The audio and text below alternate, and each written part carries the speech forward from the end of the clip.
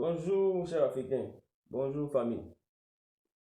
Aujourd'hui, j'aimerais saluer tous les panafricanistes du monde entier.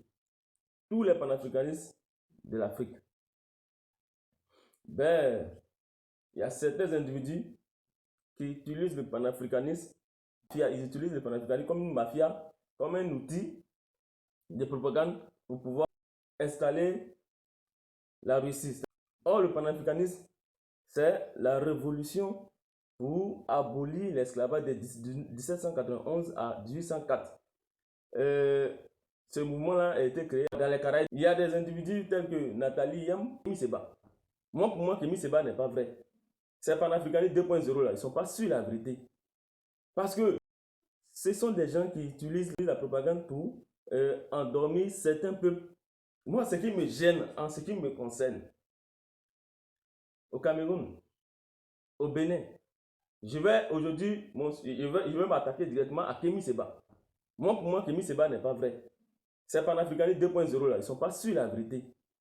Parce que pour mener un combat à bien, il faut le faire d'abord chez soi. Il faut le faire chez soi de manière progressive, continuelle, non discontinue. Le gars, il vient, il amène des gens à faire des coups d'État chez eux et non chez lui.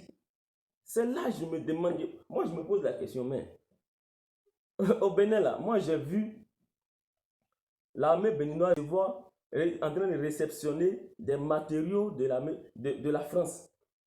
Là, Kémy n'a pas vu ça. Je sais que le Bénin est partenaire à la France. Kémy n'en sait rien de ça. Le Bénin, son président, Talon, a des traités avec la France. Alerté par ses partenaires burkinabés et béninois, la force française Barkhane a engagé ce jeudi des capacités aériennes pour localiser un groupe terroriste responsable de plusieurs attaques meurtrières cette semaine dans le nord du Bénin. Quelques heures après le début de l'opération, une première colonne de terroristes a été localisée au Burkina Faso. L'armée française a alors procédé à une première frappe aérienne avec un drone. Puis plusieurs avions de chasse ont été engagés sur la zone et ils ont procédé à 3 nouvelles frappes aériennes. Au total, 40 terroristes ont été tués. Sur cette opération, le gouvernement béninois est resté très discret. Hier, en conférence de presse, le porte-parole du gouvernement n'en a pas fait état. Là, Kémy n'a pas vu ça. Je sais que le Bénin est partenaire à la France. Kémy n'en sait rien de ça. Le Bénin, son président, Talon, a des traités avec la France. Kémy ne voit rien de ça. Mais c'est dans votre pays plutôt que là, il vient et vous dit, vous êtes assujetti par la France. Mais attends, champion, ça ne vous pose pas de questions, vous ne vous demandez rien, mais comment se fait-il que lui, son pays, voilà. En début d'année, moi j'ai vu une photo qu'il a postée sur son tweet, où il a mis la photo du président Alassane, du président nigérien, excusez-moi s'il vous plaît, Bazoum, et du chef de l'État tchadien.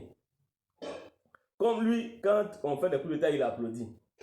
Il arrive, quand le chef de la junte tchadien a fait son coup d'État, on a applaudi. Comme il n'a pas fait, puisque le but de sa révolution, le but de son mouvement, de son panafricanisme à lui, c'est d'installer la Russie. Quand il n'appelle pas la Russie, tu es à la solde de la France. C'est chose bizarre, une fois que toi tu ne travailles plus avec Wagner, avec la Russie, parce que c'est même pas la Russie, c'est Wagner.